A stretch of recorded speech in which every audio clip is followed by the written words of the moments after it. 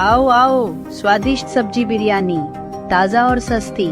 आओ आओ, जल्दी आओ। इसी बीच सूरज उधर से गुजर रहा था। उसने आवाज सुनी और अम्मा के पास पहुंचा। अरे अम्मा, ये कैसी बिरयानी बेच रही हो तुम? अरे बेटा, ये अनोखी बिरयानी है, सब्जियों से बनी हुई। चखोगे क्या? नहीं नहीं, रहने दो। मुझे खुद भी अपना चिकन बिरयानी का ठेला शुरू करना है। मैं चलता हूँ। वो बिना चखे वहाँ से चला गया। सूरज ने अपना ठेला शुरू किया, पर आधा घंटा बीत गया, फिर 1 घंटा, फिर 1.5 घंटा, कोई ग्राहक नहीं आया। आज ऐसा क्यों हो रहा है? अब तक तो आधा पतेला खत्म हो जाता था। तभी उसका एक पुराना ग्राहक वहाँ से गुजरा। अरे भाई, आज बिरयानी खाने नहीं आए? अरे सूरज, उधर एक बूढ़ी अम्मा सब्जी बिरयानी बेच रही है। बहुत स्वादिष्ट है और दाम भी कम। सब लोग वहीं जा रहे हैं, मैं भी वहीं खाकर आ रहा हूँ। ये सुनते ही सूरज के भीतर आग भड़क उठी। इस बुढ़िया ने तो मेरा धंधा ही चौपट कर दिया। वो गुस्से से अम्मा के पास पहुंचा और चिल्लाया, ए बुढ़िया, ठेला बंद करिए और घर जाकर सो जा। अम्मा चौंक गईं। क्या हुआ बेटा, ऐसा क्यों बोल रहे हो? जो कहा है वही कर। अगर कल यहाँ दिखी ना तो इस गांव से भगा दूंगा। ठीक है बेटा, मैं कल से यहाँ नहीं बैठूंगी, कोई और जगह ढूंढ लूंगी।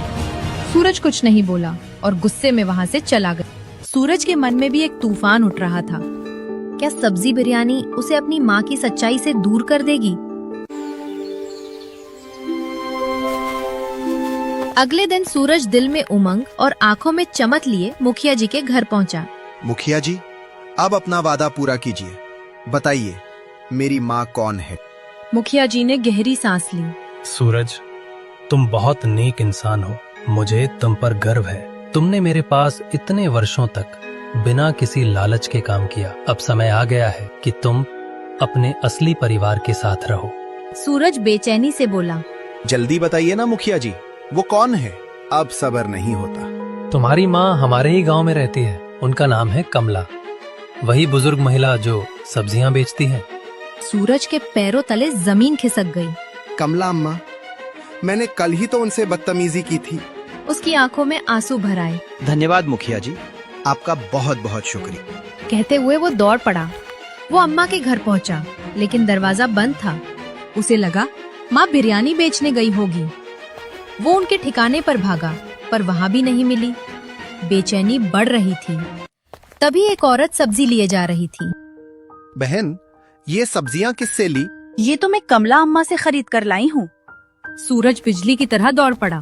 उसने देखा अम्मा अपनी टोकरी के साथ बैठी थी। माँ, अम्मा चौंक गई।